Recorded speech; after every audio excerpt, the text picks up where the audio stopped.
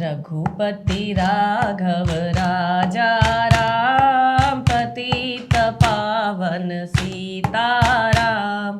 सीताराम सीताराम, भज प्यारे तू सीताराम। जी हाँ दोस्तों, यही वो रामधुन है जो गांधी जी की हर सभा के पहले, हर शुरुआत में, वो हर शुरुआत इसी भजन से हुआ करती थी। यह भजन रहल, यह रामधुन रहल जैसे हर सभा के शुरुआत होत रहल। और उन्हीं के सरनेम लेके कांग्रेस आज तक अपन राजनीतिक रोटी सेकत बा, उहे विचारधारा के लेके दशकन तक राज कैले बा। और वही राम जो महात्मा गांधी को इतने प्रिय थे, आज उनसे ये इतने उखड़ गए हैं। असल में ये इनका असली चरित्र है। ये वही कांग्रेस पार्टी बा जे अपने, अच्छा, इनकी जो हरकतें हाल फिलहाल दिखाई दे रही हैं, जैसे जब प्राण प्रतिष्ठा हुई तब भी इनके पास निमंत्रण गया था आने के लिए, तो इन्होंने मना कर दिया था। हालांकि मेरे हिसाब से निमंत्रण जाना ही नहीं चाहिए था, क्योंकि ये एंटीसिपेटेड था कि वो नहीं आएंगे। पता नहीं किस बात की स्वीकार्यता चाहिए विपक्ष से, खैर वो एक अलग मसला बा।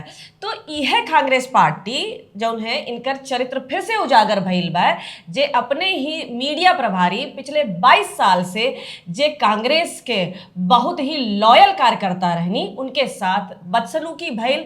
और बदसलूकी और जो उनके ऊपर इल्जाम लगावल गई राष्ट्रीय कांग्रेस पर, वो इतना संगीन बा कि यकीन नहीं होत कि एकर जो मुखिया हैं वो कबो ई कह के चुनाव लड़ले रहनी कि लड़की हूँ, लड़ सकती हूँ। तो भाई तोहार ई वाली विचारधारा कहाँ गई, जब आप ही की एक बहुत ही पुरानी लॉयल कार्यकर्ता के साथ ये सारी बदसलूकी हो रही थी। और पूरा जो घटनाक्रम है उसको देखने से तो यही लग रहा है कि ये सारी चीजें कराई जा रही थी।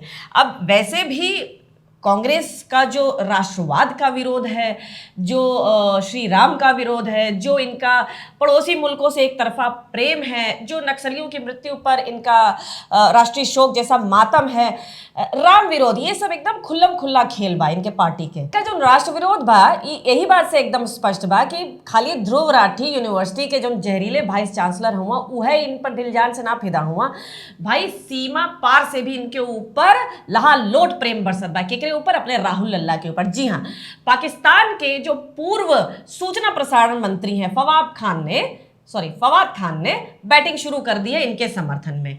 एक्स पर उन्होंने पोस्ट किया, उसमें उनकी तारीफ की, ठीक है, पूरी तरह से लल्ला के समर्थन में आए गए हुआ। हमके तो ई ना समझ में आता है कि राहुल यहाँ प्रधानमंत्री बनिए तो पाकिस्तान में काहे फटाकड़ा छूटत बा, समझे वाली बात बा। मतलब अब केहू एकदम में लीचड़ होई जेका एकर मतलब नइखे बुझाई।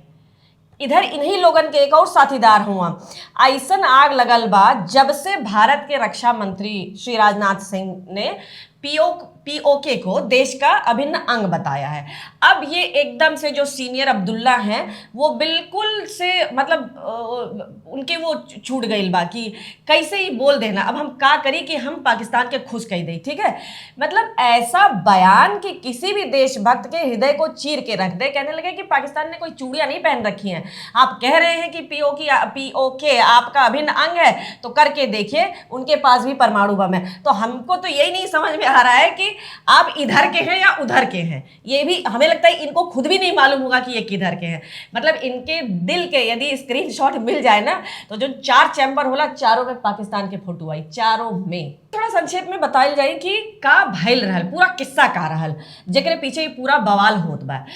भइल ही कि कांग्रेस के जो मीडिया प्रभारी हैं रामलला के दर्शन करे गनी, उनके नानी बहुत बीमार रहनी, वो चाहत रहनी कि आखिरी दर्शन रामलला के कैले। वो तब कैले रहनी जब रामलला टेंट में रहना। अब जब से वो भव्य मंदिर में आयल हुआ, तब से उनकर इच्छा रहल कि वो राम मंदिर के दर्शन करें। वहां से लौटे के बाद राधिका खेड़ा से गलती ई भइल कि अपने घर के आगे उन्होंने जय श्री राम के छोट के एक झंडा लगाए देंगे। तो भाई यार, जय श्री राम यहाँ पर कितनी बड़ी बात है, ये तो आप सबको मालूम है। नाराए तकबीर, अल्लाहू अकबर, बिल्कुल ठीक है। गुस्ताखे रसूल की एक ही सज़ा, सरतन से जुदा, ये भी ठीक है। लेकिन जय श्री राम जो है वो बहुत ही बड़ा गुनाह है, यही गुनाह इनसे हो गया। अब यहीं पर कांग्रेसियन के बिलबिलाहट छूट गई। रउआ सब जानते हुई है कि हिंदुस्तान में कितना बड़ा अपराध है, ठीक है, जघन्य अपराध है कि कैसे आपने राम के बारे में बात की, कैसे आपने प्रभु श्री राम के बारे में बात की। जब ये तस्वीर ये वीडियो अपलोड भइल तब फिर भाई इनकर क्लास लगल कि आपने ऐसा क्यों किया। अब इनका जो डिबेट्स बा, इनका जो जिम्मेदारी है पार्टी में, इनका जो टास्क है, इस सब इनके धीरे धीरे कम कई दियल गई। ठीक है, मतलब कि इनसे किराना करना शुरू हो गई पार्टी में। फिर इनकी न्याय यात्रा के दौरान जो छत्तीसगढ़ में जो मीडिया प्रभारी हैं सुशील आनंद, इन पर इन्होंने गंभीर आरोप लगाए हैं। राधिका के अनुसार राहुल लल्ला की जो न्याय यात्रा थी उसके दौरान राधिका को सुशील आनंद ने शराब ऑफर किया और कई बार ऐसा हुआ, एक दो बार ही नहीं, कई बार ऐसा हुआ कि उनको शराब ऑफर की गई। खाली इतना नहीं खे, 5-6 लोग पार्टी के शराब पी के उनके रात में फोन करत रहना और बार बार केहू दरवाजुओ खटखटावत रहल। सभी शीर्ष नेता ऐसे पूरी तरह से अवगत रहना, काहे से कि बात उन तक पहुंचाई गई कि इस तरह की बात हो रही है। फिर शाम को 6 बजे करीब पार्टी मुख्यालय बुलाकर गाली गलौज किया गया उनके साथ। अब पार्टी मुख्यालय केहू भी पार्टी के मंदिर के समान होला। अगर पार्टी मुख्यालय में ई कुल चलत बा तो ये बहुत ही निंदनीय और अपमानजनक बा। मतलब ई तो एक घटना बा जो पार्टी के प्रमुख वरिष्ठ काम करे वाली महिला के साथ भइल। आम आदमी यानी कि आम आधी आबादी के बारे में क्या ही ख्याल हुई इनकर। भाई ऐसे पहले भी प्रियंका चतुर्वेदी यही मसला पे पार्टी छोड़ले रहनी। अगर आपके याद हुई तो हम एक वीडियो में बतौले रहनी कि कैसे प्रियंका चतुर्वेदी जब आगरा गईनी, अपने कोनो सभा के आयोजन रहल जहां पर होटल में उनके साथ बदसलूकी की गई और इस बात की शिकायत उन्होंने ऊपर तक की, यानी कि राहुल गांधी तक की। अच्छा, तत्काल प्रभाव में लल्ला अपने थोड़ा उसमें कार्रवाई में आए, उन्होंने उन कार्यकर्ताओं को पार्टी से निष्कासित भी किया, लेकिन जैसे ही चुनाव आया वापस उनको ले लिया गया कि इनका जरूरत पड़ी। अब ये कितनी अपमानजनक बात है एक महिला के लिए कि जिसकी उसने शिकायत की थी, जिन कार्यकर्ताओं ने उसके साथ बदसलूकी की थी, उनको वापस काम पर रख लिया गया। और ये कोई नया चरित्र नहीं है इनका।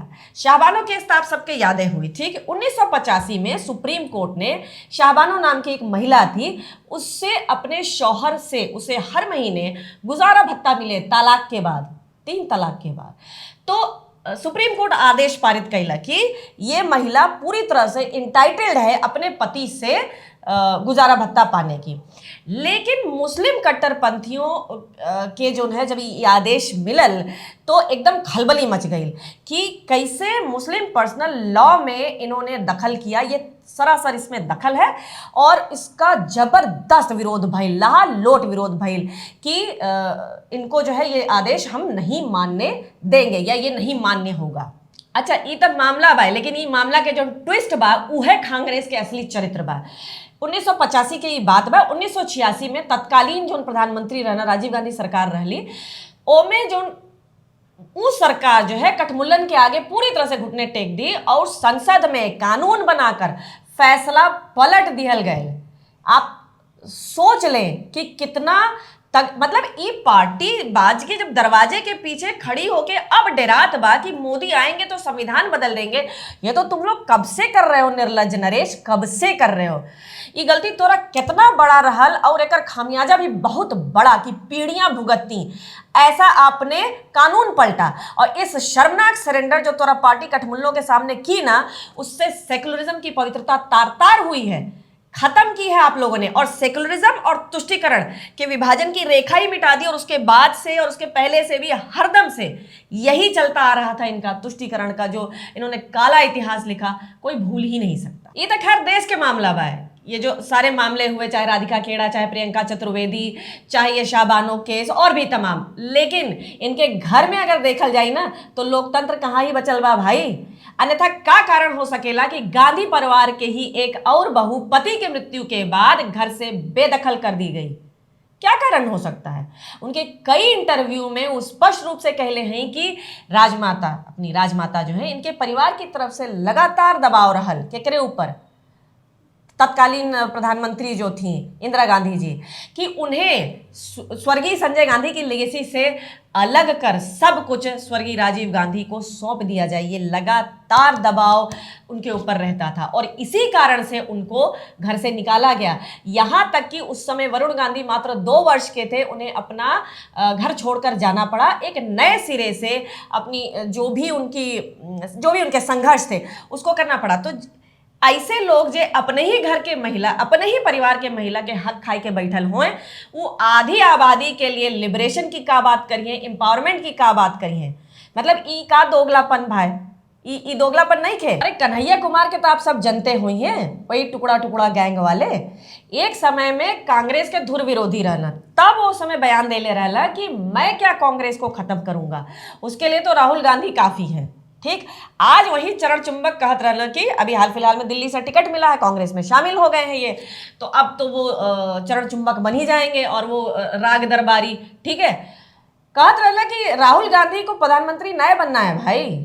अरे हमको मालूम है पगले, उनको प्रधानमंत्री नहीं बनना है, उनको प्रधानमंत्री बने के बाद।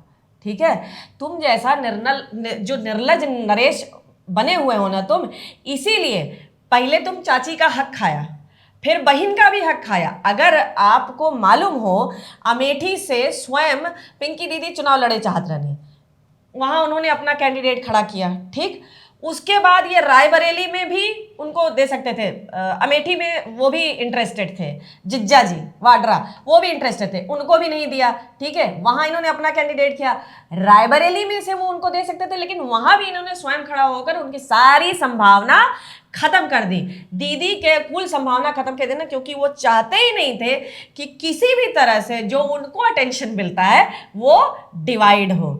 ठीक है, वो किसी भी तरह से अटेंशन डिवाइड नहीं करना चाहते हैं, तो लगे लहो लल्ला प्रधानमंत्री की दौड़ में। बाकी सब कुशल मंगल बा। यही प्रकार से कांग्रेस के चरित्र के पनखच्चे उड़ावत रही है सत्तू चाची। जय राम जी की, जय हिंद की, जय अखंड भारत की। अखंड भारत भूलेंगे नहीं।